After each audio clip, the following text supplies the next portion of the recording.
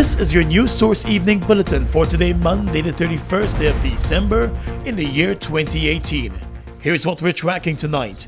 The Guyana Police Force is probing reports that Member of Parliament and expelled AFC member cheran Dez Posada was making plans to purchase $1 million worth of gold in early December. The plans, according to senior security sources, were being made as the National Assembly was debating the budget and getting ready for the no-confidence motion against the government. It was cheran Dez Posada who voted along with the opposition to move the motion of no confidence against the government. He was a government member of parliament. Since the vote, Posada has been claiming that his vote was done as a conscience vote, since he was not happy with the government, although days before he showered praises on the same government. But reports are now surfacing that it might have been a corrupt practice that led to his vote. The PNC Reform, which is the largest party in the coalition government, has already accused Posada of accepting a bribe for his vote. News source understands that the intelligence community has received screen grabs of a text messaging conversation between a number belonging to cheran Dez Posada and a friend of his who knows several persons in the gold mining sector. In the conversation, the number belonging to Posada was inquiring about the purchase of what is believed to be gold, but referred to in the conversation as Casrip. News source has also seen some of the screen grabs. In the conversation, the number belonging to Posada was seen inquiring about the need to get the project off the ground. The two men then made plans to meet during a parliamentary break, and the number that belongs to Posada messaged that the purchase would be around $1 million worth. The two went on to discuss their meeting and other plans.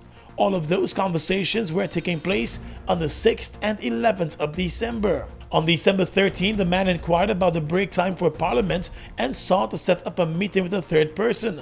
Officials in the intelligence community believe the third person was a gold miner who operates in the downtown Georgetown area and who may have been the person to sell the $1 million worth of gold. After his vote in the National Assembly on December 21, cheran Dez Posada left the Parliament building in the company of businessman and opposition supporter Peter Ramsarup. Early the next morning, he boarded a Liat flight from Ogle and connected to another flight to Toronto, Canada. He was accompanied to the Ogle airport by Peter Ramsarup, who reportedly was granted access to the tarmac of the airport and was allowed to walk Posada straight to the stairs of the Liat plane. Posada has since traveled over to Queens, New York from Toronto, where he has been hosting small meetings about the no-confidence motion and encouraging persons there to tell their families back in Guyana to vote against the coalition government whenever elections are called. More news coming up in a moment.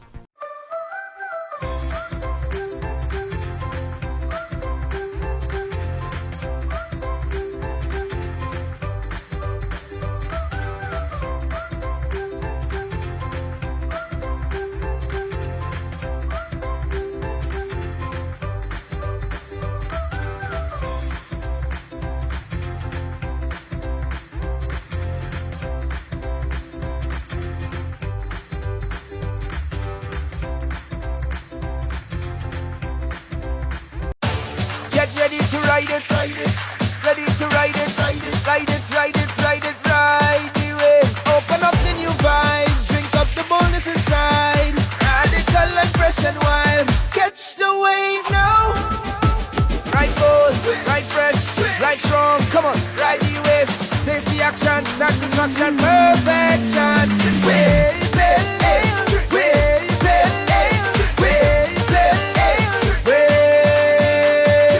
Ride the new wave of excitement sweeping Guyana. Wave Pale Ale, a premium, full-bodied, strong and refreshing alcoholic brew, crafted to perfection for a bold, young, radical you. Don't settle for anything less. Catch a Wave Pale Ale and ride it today. Wave Pale Ale, crafted to perfection. The future of Guyana has never looked better. Our nation is on the cusp of a development program like never seen before. While Guyana is now emerging as an energy giant through the discovery of massive reserves of oil and natural gas, it is your government's intention that the huge benefits emerging from this will go where it matters most, to you, the people of this beloved country. There is a surge of confidence in the way Guyana is governed once again, and the level of investor interest is unprecedented. Guyana is poised to become the breadbasket of the region, and the pace at which this nation will grow through prudent fiscal management will be nothing short of impressive. But more than anything else will be the way every Guyanese, regardless of color, class, or creed, becomes a part of this historic period of national transformation, sharing in the wealth and well-being of it all as one Guyana. Welcome back. Attorney General Bassel Williams believes that precedents exist for the Speaker of the National Assembly to review his ruling that a no-confidence motion was passed with a majority. Mr. Williams has since sent a legal brief to the Speaker, indicating that the opposition would have needed 34 votes and not 33 for the motion to be passed. The view of Williams and a number of other senior attorneys is that in the 65-member parliament, a majority of votes will be 33 as a half plus 1. Today, Williams said the government is ready to move to the courts if the ruling by the Speaker of the House at its next sitting does not fall within its favor. It is the government's position that there was a miscalculation of the majority of all elected members as required under Article 106 of the Constitution for the government to be defeated on a vote of no confidence. To this end, a legal memorandum was sent to Dr. Barton Scotland, ORCCH MP, the Speaker of the National Assembly, setting out the legal issues that we wish for him to consider, but not before its contents were unfortunately leaked to the press. The Attorney General also explained that the constitutional requirement for voting on a motion of no confidence is different from voting on the passage of legislation and ordinary motions in the Parliament. The Speaker can reconsider the resolution and reverse any decision he may have made and is not barred by the sub judice rule. This assertion is grounded in parliamentary practice and precedent. Issue 6, the judiciary, which is one of the three arms of the state, will intervene where the Constitution, the supreme law of the land, is abridged. Therefore, the court can nullify the Speaker's decision if it is found to be unconstitutional. Already, the government intends to utilize the services of Senior Counsel Rex McKay, prominent attorney Stephen Fraser, and a number of other legal advisors if the matter is forced to go to the courts. Well, opposition leader Barrett Jagdeo lashed out at the government on the last day of the year today over its announcement to seek a review of the no-confidence motion vote by the Speaker of the National Assembly. The government has dispatched a legal brief to the Speaker asking him to review his acceptance of the no-confidence vote, since in the government's view the vote did not represent a majority. Today, Mr. Jagdeo fired off at the David Granger-led administration over the move, accusing it of wanting to cling to power. They're clinging on to power using anything. If someone just goes tomorrow and says Sunday is Monday and it would help them to stave off going to elections, they'll go to the court or make that argument too. So this government has lost any moral right to continue to govern our country. This is a depraved bunch of people who can sit before the country and argue that the motion has been passed, we're going to the elections in 90 days, the government has to resign, and then now, a week later, make some of these most ludicrous arguments. The opposition leader said he cannot understand how the government could change its position on the passage of the motion within a week. They have lost all. They were trying to create this impression that they were democratic, local government. We return local government elections and democracy to Guyana.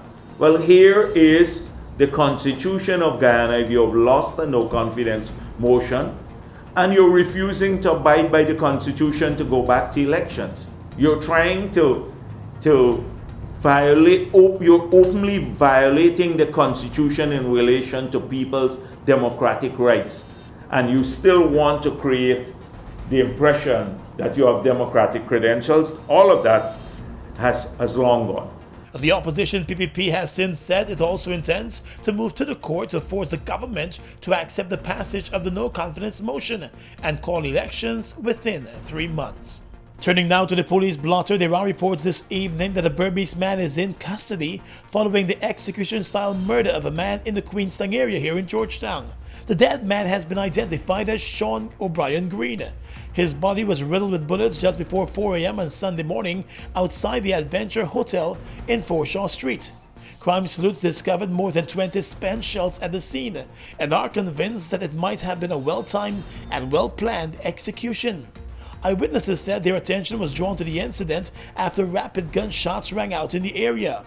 A lone gunman who had emerged from a car was seen standing over Green's body and repeatedly shooting. He reportedly left the scene in the same car that he arrived in. Investigators have been told by eyewitnesses that there was no altercation or argument before the incident. Persons in the area said the man appeared to have still been alive after the shooting. He was wanted in Canada in connection with a murder investigation there and had previously been deported by the US. Let's tell you now that an argument over the purchase of an alcoholic beverage has left the Guyana Defense Force lieutenant dead and the suspect on the run. The incident occurred last evening in the village of Philippi in Quarantine, where the soldier lived. According to a police statement, the soldier and the suspect were enjoying alcoholic beverages at a shop in the community when they got into an argument over the purchase of a bottle of Guinness. The argument turned into a fight, and during the scuffle, the 24-year-old soldier was stabbed to the chest.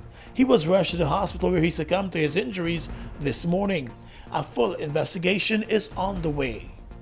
And that's your News Source Evening Bulletin for tonight. I'm Gordon Mosley reporting.